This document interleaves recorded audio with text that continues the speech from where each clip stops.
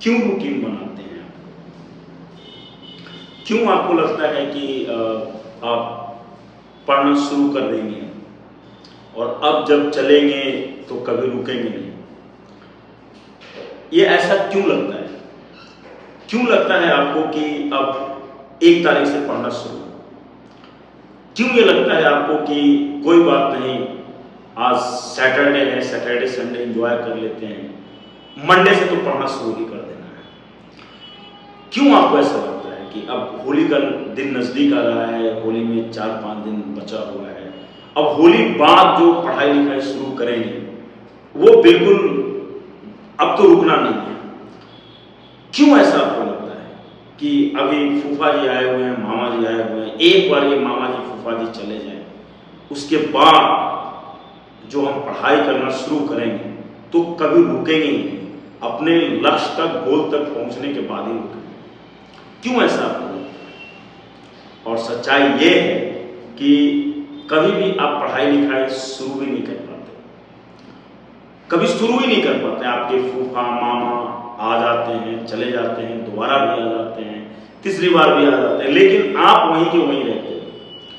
कई बार सोमवार आता है, कई बार 1 तारीख भी बीत जाता है, कई होली, कई दिवाली, कई पर्व त्योहार सब कुछ बीत जाते हैं, कई तुम्हारे एग्जाम्स भी बीत जाते हैं। होता है ना कि हाँ अच्छा इस बार हाफ ईयरली मेरा निकल जाए अच्छे से, उसके बाद तो जो मैं पढ़ूंगा ना, जो टॉपर है, जो रैंकर है, मैं इस बार मैं ही अब फर्स्ट रैंकर बनूंगा, मैं ही सेकंड रैंकर, जो भी है। ये आप क्यों करते हैं? क्यों आपके मन में ये सब बातें होती हैं और फिर इस चीज को आप एग्जीक्यूट नहीं कर पाते? देखिए, ये पूरा चीज जो है ये इस बात पे निर्भर करता है कि आपका विल पावर कितना कमजोर है या कितना मजबूत है। अगर विल पावर आपका मजबूत है, निश्चित रूप से जो इच्छा आपने करा है उसको आप बिल्कुल मुकाम तक ले जाओगे। अगर विल पावर आपका कमजोर है तो कुछ नहीं होना है, वही होना है, बार बार वही होना है कि सोमवार से पढ़ेंगे, 1 तारीख से पढ़ेंगे, होली के बाद से पढ़ेंगे, मामा जी के जाने के बाद से पढ़ेंगे, तो हाफ ईयरली एग्जाम जब एक बार इस बार हो जाए उसके बाद से पढ़ेंगे। ये बार बार आप जो संकल्प लेते हो ना, ये बार बार ये संकल्प आप तोड़ देते हो। अब क्योंकि बार बार आप तोड़ते हो तो इसीलिए ये बार बार आपके इर्द गिर्द ये घूमते रहता है, क्योंकि आप कमजोर हो चुके हो। और क्योंकि आप कमजोर हो चुके हो तो ये आप पे अटैक तो करेगा ही करेगा। बार बार आपको ये चुनौती देता है अपनी बातों पे अड़ी रहने का, अपने जो प्रॉमिस हैं आपके उस पर अड़ी रहने का। लेकिन आप बार बार अपने से किए हुए वादे को आप तोड़ते हो, और जब अपने वादे को 1 बार तोड़ते हो, 2 बार तोड़ते हो, 3 बार तोड़ते हो तो फिर टूटता ही जाता है, वो कभी जुड़ता नहीं है। और ये आपके आदत में सुमा हो जाता है, ये आपके आदत का एक अभिन्न अंग बन जाता है। और आप बिल्कुल बाद के दिनों में आप बिल्कुल फ्रस्ट्रेटेड होने लगते हैं, क्योंकि आपने जो काम करना था वो तो आपने किया नहीं। आपकी तो प्रगति, आपकी वृद्धि तो वहीं तक हो गई। आपके जो पीछे वाले थे वो आगे चले जाते हैं, जो आगे वाले थे वो और ज्यादा आगे चले जाते हैं, लेकिन आप वहीं के वहीं रुक जाते हैं। क्यों ऐसा होता है? ये इसलिए होता है कि आपका जो विल पावर है वो बिल्कुल कमजोर है। कि जो आप संकल्प लेते हो, जो संकल्प शक्ति है वो कितना कमजोर है कि आप अपने वादा पे, आप अपनी बात पे रह नहीं पाते। तुम्हें अपनी वादा को तोड़ना पड़ता है, बार बार तोड़ना पड़ता है। ये इन्हीं कारणों से होता है, क्योंकि तुम्हारे अंदर जो विल पावर है और एक जो डिसिप्लिन है वो डिसिप्लिन नहीं है। तुम्हारा लाइफ डिसिप्लिन नहीं है। अगर तुम्हारा लाइफ डिसिप्लिन लाइफ होता तो तुम्हें ये मालूम होता कि समय का क्या कीमत है, क्या वैल्यू है, हम अपने समय को किस तरीके से मैनेज करेंगे, हम अपने आप को किस तरीके से उस योग्य बनाएंगे कि आगे की तरफ बढ़ते जाएं। ये चीजें कैसे आती हैं? ये चीजें आती हैं सेल्फ डिसिप्लिन से। ये चीजें आती हैं सेल्फ कॉन्फिडेंस कॉन्फिडेंस का अभाव है। कई मामलों में ऐसा देखा जाता है कि बच्चों में कॉन्फिडेंस नहीं रहता है कि हाँ जो चीज़ वो करेंगे वो कर लेंगे, उनके अंदर कॉन्फिडेंस का भी अभाव रहता है। तो इस तरह की जो चीज़ें हैं वो बहुत ही आगे चल करके लाइफ में बहुत बुरे इम्पैक्ट देते हैं और लाइफ बिल्कुल खराब हो जाता है। तो ऐसी स्थिति में जो स्टूडेंट्स हैं खासकर उन्हें इस बात का बहुत ध्यान रखना होता है कि उन्हें क्या करना है, उन्हें किस तरीके से पढ़ाई के लिए अपने आप को तैयार रखना है, किस तरीके से पढ़ाई के लिए हमेशा खुद को मोटिवेटेड रखना है। ये कोई और उन्हें रास्ता बताए ऐसी बात नहीं है, उन्हें रास्ता खुद से बनाना होता है। जो इंजॉयमेंट वो फील करते हैं, जो खुशियां वो फील करते हैं, वो व्यक्तिगत रूप से वही फील करते हैं, वही महसूस करते हैं।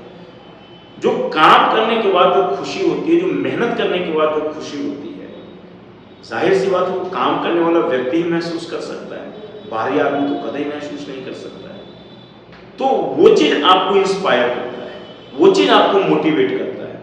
यानी मोटिवेशन के लिए ये जरूरी है कि आपने काम का शुरुआत कर दिया हो और काम जैसे जैसे आपका बढ़ते जाता है, परिपक्वता आते रहती है और वही चीजें फिर आय की तरफ आपको वो मोटिवेट करता रहता है। मोटिवेशन आपको पीछे के किए हुए काम से ही मिलता है और वही सोर्स ऑफ मोटिवेशन भी हो सकता है, सोर्स ऑफ इंस्पिरेशन भी हो सकता है। बाकी अगर आप मोटिवेशन के लिए अलग अलग उपाय करते हो या अलग अलग जगहों पे जाते हो तो ये आपका अपना डिसीजन है, लेकिन उससे बहुत ज़्यादा कोई अंतर पड़ता है, बहुत ज़्यादा आप हमेशा मोटिवेटेड रहते हो ऐसी कोई बात नहीं है। एक्सटर्नल मोटिवेशन के बारे में मैं अक्सर कहता हूँ कि एक्सटर्नल मोटिवेशन जो होता है वो बहुत क्षणिक होता है। वो कुछ पलों के लिए, 10 मिनट के लिए, 10 घंटे के लिए, 4 दिनों के लिए, बस उतना ही वो रहता है, उसका दायरा बहुत सीमित होता है। तो आपको एक मोटिवेशन, परमानेंट मोटिवेशन जो है, परमानेंट मोटिवेशन के लिए ये जरूरी है कि कहीं ना कहीं आप टिके हुए हो। आपका जो उद्देश्य है, ऑब्जेक्टिव जो है, काम का ऑब्जेक्टिव बिल्कुल क्लियर होना चाहिए। अगर काम का ऑब्जेक्टिव बिल्कुल क्लियर है तो कोई कारण नहीं बनता है कि आप अपने आप को स्टॉप करेंगे। आप हमेशा अपने आप को आय की तरफ ले जाएंगे। बहानेबाजी बिल्कुल बंद कर दें कि कल से पढ़ूंगा तो परसों से पढ़ूंगा तो 1 तारीख से पढ़ूंगा तो सोमवार से पढ़ूंगा तो हनुमान जी का दिन मंगलवार है, मंगलवार से पढ़ना शुरू कर दूंगा। ये सब बंद हो जाएगा क्योंकि आपका ऑब्जेक्टिव बिल्कुल क्लियर है। अगर ऑब्जेक्टिव क्लियर है तो सब कुछ, ये जितनी भी चीजें जो आपको कमजोर बनाती हैं वो सब यूं ही खत्म हो जाएगा। अगर ऑब्जेक्टिव क्लियर नहीं है तो आप जितनी भी ये चीजें हैं आप देखेंगे कि वो सारी चीज़ें आपके आसपास इर्द गिर्द ही रहेंगी और आप उसमें फंसते चले जाएंगे और कभी उससे निकल पाना आप सोच भी नहीं सकते हैं और निकल भी नहीं आ पाते हैं और अल्टीमेटली क्या होता है कि आप अपने लाइफ को बिल्कुल पूरी तरीके से खराब कर लेते हैं। ये जो मेरा चैनल है, इस चैनल का उद्देश्य यही है कि जो स्टूडेंट्स हैं, जो यूथ्स हैं, जो उनके साथ जो परेशानियां हैं, हम उन परेशानियों को एड्रेस करें, हम उन परेशानियों को टारगेट करें, उन्हें मनोवैज्ञानिक रूप से, बौद्धिक रूप से इतना सक्षम बनाएं कि वे पूरे ढंग से चीज़ों को समझ करके अपने ढंग से रास्ते तलाशें। क्योंकि ये बात सही है कि आज के बच्चों में जो पोटेंशियल है, जो क्षमता है, वो क्षमता बहुत ज़्यादा है। उनका जो चीज़ों को देखने का जो तरीका है, जो ऑब्जर्व करने का तरीका है, जो टेक्नोलॉजी की समझ है, वो वाकई बहुत उम्दा है। और आज की पीढ़ी बहुत साफ सुथरी पीढ़ी है, बहुत ज़्यादा, बहुत ही वाइब्रेंट है, बहुत ही वर्सटाइल जीनियस जिसको हम कह सकते हैं। बहुत सारे गुण हैं आज की जनरेशन में और हम चाहते हैं कि हमारा जो ये जनरेशन है, ये जनरेशन बिल्कुल हंसे, मुस्कुराए और बहुत ही दृढ़ प्रतिज्ञ हो, हर तरीके से उसके अंदर एक आधुनिक विचार आए, एक नयापन आए शिक्षा के प्रति, विज्ञान के प्रति जो साइंटिफिक जो अप्रोच है, एक साइंटिफिक टेम्परामेंट के साथ लोग अपनी समस्याओं को डील करें, समस्याओं को सॉल्व करें। मेरा यही उद्देश्य है इस चैनल बनाने का भी, और मुझे उम्मीद है कि आने वाले दिनों में भी जो भी चीज़ें मेरे सामने इर्द गिर्द आएंगी, मैं उन चीज़ों को मैं रखते रहूँगा। आप लोगों का काम इतना ही है कि आप लोग बिल्कुल मेरे इस चैनल पे जो भी वीडियो आते हैं आप इसको शेयर कर दें, और बिल्कुल आप इसे लाइक करें।